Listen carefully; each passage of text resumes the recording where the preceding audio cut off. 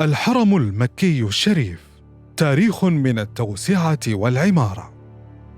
تعلقت قلوب المسلمين به، فهو قبلتهم التي لا يعرفون غيرها، فكان محل اهتمام المسلمين ورعايتهم منذ البعثة النبوية الشريفة وحتى الدولة السعودية العظيمة.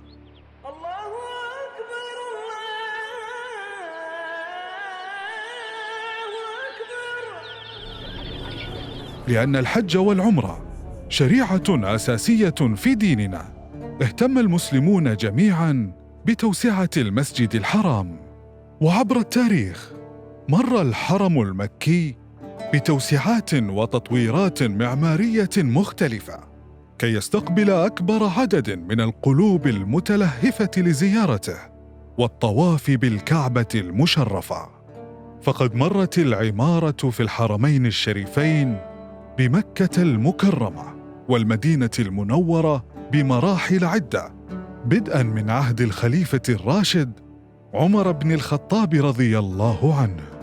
وفي عهده قد رأى الخليفة الراشد عثمان بن عفان ضرورة توسعة الحرم المكي بسبب كثرة المساكن التي أحاطته حتى التصقت به، فأمر بشراء المساكن المحيطة لاستيعاب أعداد أكبر من الزائرين حجاجاً ومعتمرين ومصلين. وفي تلك التوسعة أمر عثمان رضي الله عنه بإنشاء أروقة للمسجد بعد أن زاد من مساحته، وقد دونت كتب التاريخ ذلك التطوير العمراني وتلك الأروقة العثمانية. ذلك ما يثبت ويؤكد أن أروقة المسجد الحرام منسوبة بتسميتها إلى الخليفة عثمان بن عفان، فهو أول من زاد في شراء المنازل المجاورة وبنى الأروقة في المسجد الحرام. وبعد سني الخلافة الراشدة تطور الأمر، ففي سنة 64 للهجرة أجرى الصحابي الجليل عبد الله بن الزبير زيادات في المسجد الحرام وقام بسقفه ودعمه بالأعمدة الرخامية ووسعه ضعف ما كان عليه منذ عهد عثمان. ثم في عهد الأموي عبد الملك بن مروان أضاف بعض الإجراءات المعمارية الداخلية في الحرم ورفع جدرانه وسقفه، وأضاف على رأس كل اسطوانة فيه 50 مثقالاً من الذهب في سنة 75 للهجرة.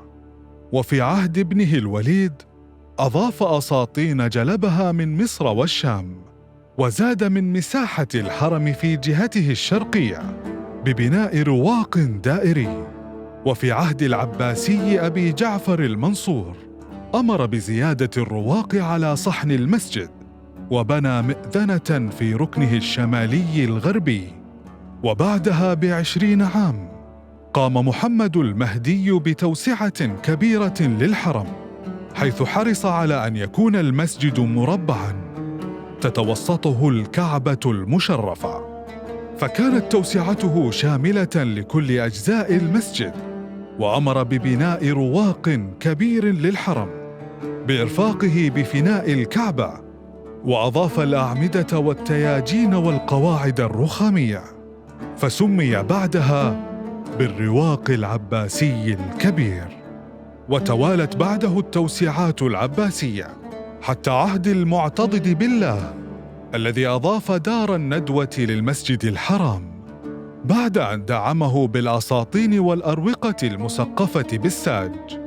ثم في عهد المقتدر بالله زادت مساحة المسجد بضم بعض الأبواب ودمج مساحاتها. يسعى الأتراك بتاريخهم المليء بالطغيان والأذى للعرب المسلمين أن يجملوا تاريخهم بالحديث عن أروقة المسجد الحرام، ولكن التاريخ الحقيقي يثبت وجود الأروقة قبل وجود الدولة العثمانية بقرابة 9 قرون. تسعى المصادر والروايات العثمانية الضالة إلى طمس الحقيقة وتزييفها استغلالاً لاسم الخليفة الراشد عثمان بن عفان وارتباط اسم الأروقة به، فقد روت وكالة الأناضول التركية زعمها بارتباط اسم الأروقة بالعثمانيين ودولتهم. وبعد ضغط واستهجان من المعارضين لذلك الرأي، اعترفوا بنسبته لعثمان بن عفان رضي الله عنه.